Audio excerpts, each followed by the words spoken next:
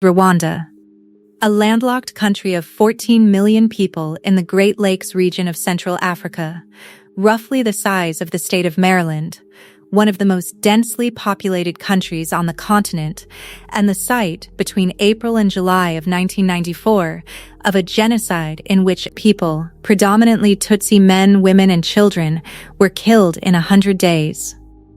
What follows is daily life in a country that was rebuilt largely by the people left standing when the killing stopped, and the question of what it means to build power on the foundation of the worst thing that ever happened to you. When the genocide ended in July 1994, Rwanda's population was somewhere between 60 and 70% female. The killing had targeted men and boys with particular intensity. Tutsi men were the primary target of the Interahamwe militias, and Hutu men who refused to participate or who attempted to protect neighbors were also killed in significant numbers. The women who survived did so in circumstances that included witnessing the deaths of husbands, fathers, brothers, and sons, and in many cases surviving sexual violence that was used systematically as a weapon during the genocide. What was left when the RPF forces ended the killing was a country with no functioning government, a devastated infrastructure, mass displacement, roughly 2 million people in refugee camps across the border, a judicial system that had either participated in or collapsed under the genocide, and a population in which the women outnumbered the men by a margin that would define the next decade. The women did not step into the vacuum as an act of ideology. They stepped into it because the fields needed to be planted, the children needed to be fed, the houses needed roofs, and the men who would have done those things were dead. A woman in a village in Gitarama province who had never negotiated a land boundary was negotiating land boundaries in 1995 because her husband was gone and the land was still there. A woman who had never appeared before a local authority was appearing before local authorities in 1996 because the business her family ran needed licenses renewed and there was no one else to go. The learning was not gradual. It was immediate and total. The country required it, and the women provided it because there was no other option on the table. By the late 1990s, the patterns that necessity had established were beginning to be seen as patterns rather than emergencies. Women were farming land they had not farmed before. Women were running markets, managing small businesses, appearing in local dispute resolution processes, sitting on community committees, leading church groups, managing the reconstruction of homes, and the placement of orphaned children. The genocide had produced approximately 300,000 orphans. The women who took them in were not always relatives. In a country where extended family networks had been shredded by the killing, women organized informal fostering arrangements across clan and, in some cases, across ethnic lines. The arrangements were not administered by an agency. They were administered by the women in the neighborhood who looked at the children without parents and made decisions that no policy document required them to make. The government that emerged under Paul Kagame and the RPF observed what the women had built in the absence of governance and made a choice that few post-conflict governments have made as explicitly. It decided to institutionalize it. The 2003 Constitution, Rwanda's post-genocide founding document, included a provision that no less than 30% of positions in all decision-making bodies should be held by women. The 30% was a floor, not a target. What happened after the floor was set is that the women kept going. Rwanda's parliament crossed 50% female representation for the first time in 2008. It has remained above 55% in every election since. The 2024 figure of 61% in the lower chamber is the highest recorded for any national legislature in the world. The constitutional quota covers parliament, the cabinet, the judiciary, and local government. At every level of Rwanda's formal governance structure, Women are required by law to constitute at least 30% of the membership. At most levels, they constitute considerably more. The women who hold these seats came through a pipeline that was partly built by necessity and partly engineered deliberately. Rwanda's post-genocide reconstruction included donor-funded programs in civic education, women's legal rights, and leadership training. Organizations like Pro-Femmes Twese Hamwe, a coalition of women's groups formed in 1992, before the genocide, and reconstituted afterward, ran programs in villages teaching women their legal rights under the new constitution, including property rights that the pre-genocide civil code had denied them. The 1999 inheritance law gave Rwandan women, for the first time, the legal right to inherit land from their husbands and fathers. Before 1999, a woman whose husband died could lose the family land to his male relatives. After 1994, this had been happening to genocide survivors across the country. The law closed that specific wound 5 years after the genocide created it.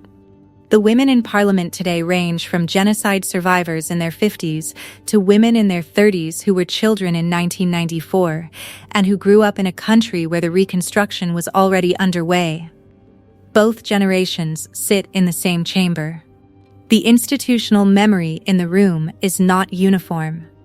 The question that follows any account of Rwanda's female parliament is the question that the women in rural villages ask in different language without using the word parliament at all. What changed here?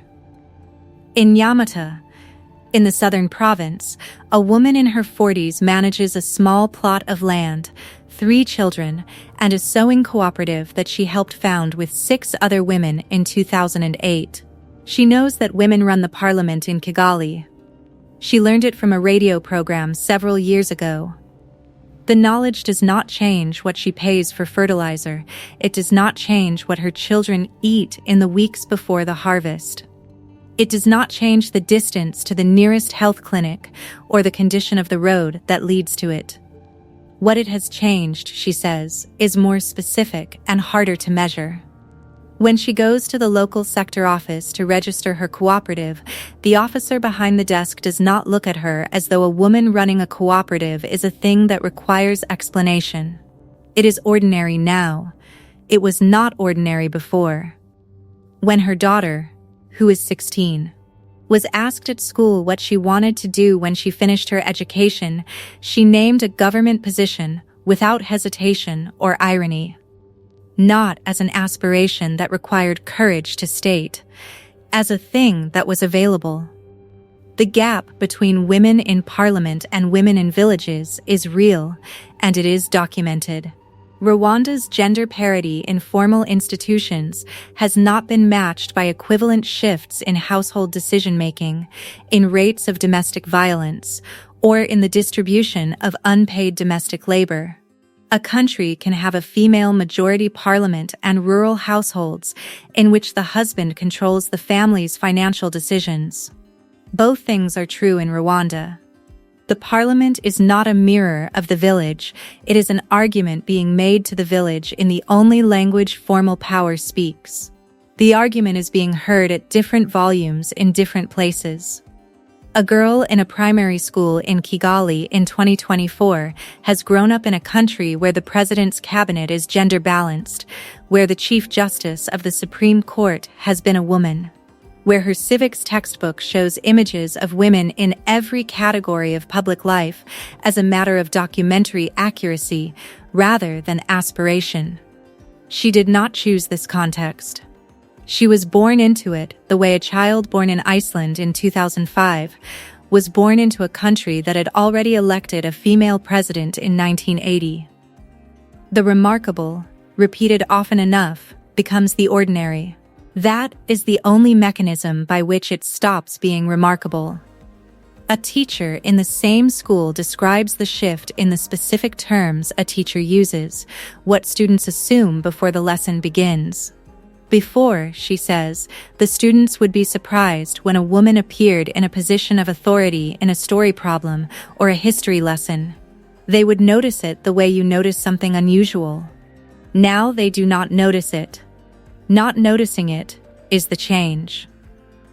A girl who does not notice that women run things because women have always run things in her experience is a different person from a girl who has been told that women can run things. The told version requires belief. The experienced version requires nothing. It is simply the shape of the world as she found it.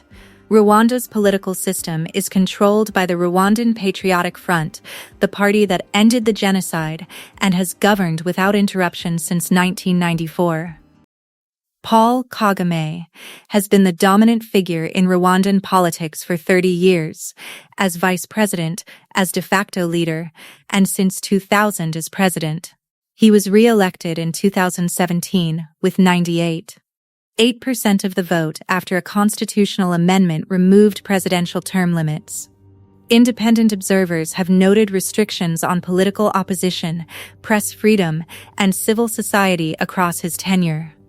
Several political opponents and critics have died in circumstances that remain disputed.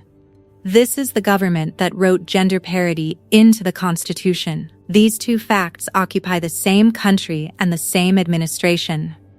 The women who sit in Rwanda's parliament are predominantly RPF members or RPF aligned. The parliament with the world's highest share of female members is also a parliament in which political opposition is constrained. The women in those seats hold real legislative roles inside a system in which the boundaries of legislative independence are set by the executive. A Rwandan woman who has been a parliamentarian for 2 terms and who speaks carefully in interviews describes the work she does on maternal health policy, on land rights, on the legal framework for women's cooperatives as real work that produces real outcomes. She does not describe the political system around her. She does not need to. The interviewer already knows its shape. The gender achievement and the political context are not separate stories. They are the same story, and the discomfort of holding both of them is part of what the story requires. In a house in Kigali, the woman who opened the gate at 6 this morning is eating lunch alone. She has been alone in this house since 1994. She rebuilt the roof in 1997 with money she earned from selling vegetables. She sent 2 children through secondary school on the same income. She has a granddaughter now who lives 3 streets away and visits on Saturdays. She does not describe herself as a symbol of national reconstruction. She describes herself as tired and also fine. The tiredness and the fineness are not contradictory. They are the specific combination of a person who carried something very heavy for a very long time and has not yet put it down, but has gotten used to the weight. In the Chamber of Deputies, the session that began at 7:40 is still in progress. A committee report on agricultural land use is being presented by a woman from the Eastern Province. The chamber listens. Questions are asked. Notes are taken. It is a Wednesday morning in a parliament doing parliamentary work. The fact that 61% of the people in the room are women is, to the people in the room, not the most interesting thing happening in the room. That, too, is the change. No one would choose this path to power. The parliament Rwanda built came from the worst 100 days in the country's history. The inheritance law came from watching genocide survivors lose their land. The cooperatives came from women who had no other structure to work inside. In 1994, roughly 800,000 people were killed in 100 days. The country that existed after was, in the most literal demographic sense, a different country. Estimates from the years immediately following put the population at somewhere between 60 and 70% female. Entire villages were left with almost no adult men, not absent by choice, not migrated for work, simply gone. The women who remained did not inherit leadership as an abstraction. They inherited it because there was no one else standing in the fields, in the markets, in the burned-out local offices to do the work that needed doing that week. The parliament came later, built deliberately, with a constitutional quota reserving at minimum 30% of seats for women, a floor Rwanda has exceeded every election since, regularly returning parliaments that are majority female, higher than almost any other country on earth. But the quota itself was downstream of something less legible than policy. Before there was a law reserving seats, there were women running local cells and district administrations because the men who would have held those posts were dead, in prison awaiting trial, or in exile. The formal structure caught up to a reality that had already been improvised at the village level for years. The world looks at Rwanda's gender numbers and draws lessons. The lessons are real. The cost at which they were purchased should remain visible in the same sentence. The numbers are genuinely striking on their own terms, the highest share of women in any national parliament in the world, a legal framework on land and inheritance that many countries with far more resources and far less trauma have not matched. A generation of women who run local government, courts, and businesses at rates unusual anywhere in the world. Delegations come to study it. Policy papers cite it as a model for what deliberate quotas and legal reform can accomplish. All of that is true and worth learning from. A country rebuilt by women who had no other choice built something the rest of the world is still studying. The study is legitimate. So is the question of whether there was another way to get here, a way that did not require 800,000 deaths as the condition under which women were finally allowed to run the country they had always lived in. It is a question without a comfortable answer, and it is not really a question about Rwanda alone. It is a question about how often, across how many places, women have been handed authority only at the exact moment the ordinary structure of a society came apart. Never as a matter of course, always as an emergency measure, always after. The credit given afterward, the parliamentary seats and the land titles and the study delegations, arrives on the far side of something that should not have had to happen first. The woman at the gate this morning already knows the answer. She just doesn't talk about it on a Wednesday. She has a garden to finish. The soil is not going to move itself.